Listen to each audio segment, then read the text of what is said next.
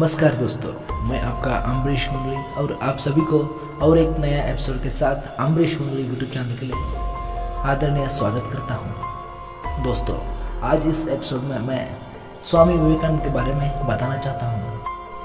आओ दोस्तों, उसके बारे में जानकारी ले लेंगे।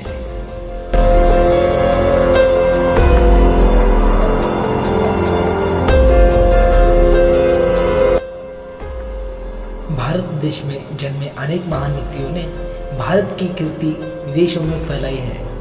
ऐसे व्यक्तियों में से एक है स्वामी विवेकानंद।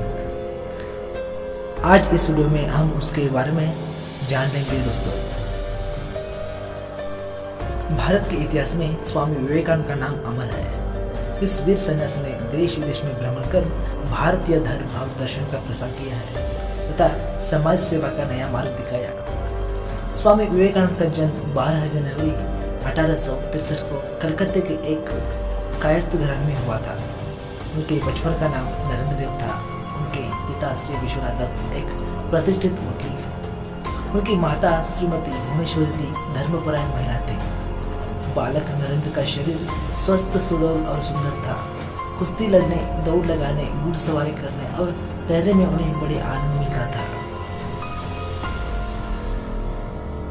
वे संगीत एवं खेलकूद की प्रतियोगिता में भी भाग लिया करते थे। नरेंद्र आरंभ से ही पढ़ाई लिखाई में बड़े तेज थे। वे अपने स्कूल में सर्वप्रथम रहा करते थे। एंट्रेंस परीक्षा में भी वे प्रथम श्रेणी में उत्तीर्ण हुए थे। बीए की परीक्षा पास करने के बाद उन्होंने कानून का अध्ययन प्रारंभ किया। इसी बीच में उनके पिता का देहांत हो गया।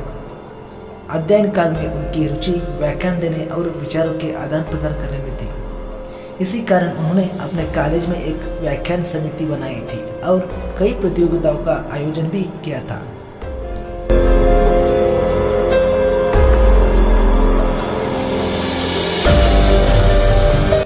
तथा दर्शन का भी उन्होंने अध्ययन किया था। किशोर अवस्था से ही नरेंद्र दार्शनिक एवं धार्मिक विचारों में तल्लीन रहते थे। एक दिन नरेंद्र रामकृष्ण परमहंस के पास पहुंचे और अपनी जिज्ञासा उन्हें कह सुनाई। रामकृष्ण परमहंस ने नरेंद्र को अपना शिष्य स्वीकार किया। स्वामी परमहंस के जीवन दर्शन से विवेकानंद इतने प्रभावित हुए कि उन्होंने अपने गुरु के संदेश का प्रसार करना चाहा। जनता को सत्य की राह दिखाने के लिए सितंबर सन 1893 को वे संयुक्त राज्य अमेरिका गए। उस समय वहां चिकागो नगर में सर्वधर्म सम्मेलन हो रहा था। इस महासभा में विवेकानंद ने भारतीय धर्म और तत्वज्ञान पर भाषण दे दिया। उनका भाषण बड़ा गंभीर एवं हृदयस्पर्शी था। उनकी वाणी सुनकर श्रोतागण मुग्ध हो गए। कुछ समय तक वे अमेरिका में ही रहे और अपने भाषण द्वारा लोगों को त्याग और संयम का पाठ पढ़ाया। इसके बाद वे इंग्लैंड और स्विट्जरलैंड में भी गए और वहां उन्होंने सत्य और धर्म का प्रसार कर भारत के गौरव को बढ़ाया। अनेक विदेशी स्वामी जी के शिष्य बन गए। उनमें से कुमारी मार्गरेट एलिजाबेथ का नाम उल्लेखनीय है, जो स्वामी जी की अनुयायी बनकर सिस्टर निवेदिता के नाम से संसार में प्रसिद्ध हुई। स्वामी विवेकानंद ने भारत में भी भ्रमण करके भारतीय संस्कृति और सभ्यता का सदुपदेश दिया। उन्होंने अंधविश्वासों तथा रूढ़ियों को हटाकर धर्म का वास्तविक मर्म समझाया। साधु सन्यासी वर्ग को भी उन्हें शांति प्राप्त करने का नया मार्ग जताया। वह था दिन दुखी जनों की सेवा और सहायता का मार्ग।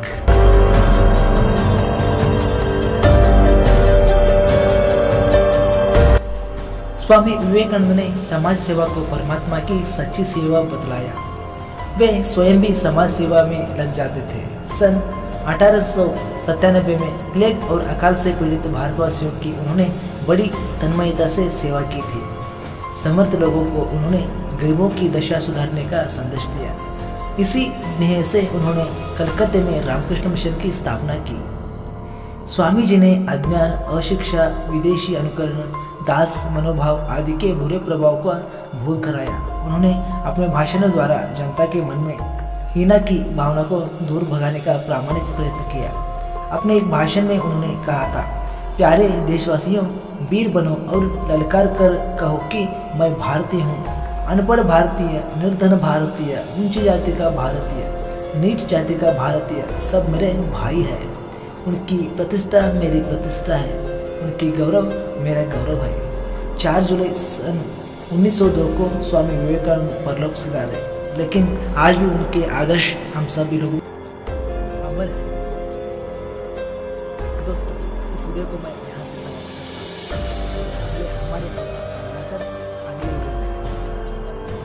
दोस्तों, अगले वीडियो के लिए आप सभी ने हमारे अमरीश कुंडली यूट्यूब चैनल के हिस्टोरिकल वीडियो के लिए इंतज़ार कीजिए और अगला मुलाकात होगा, वहाँ तक इंतज़ार कीजिए। धन्यवाद।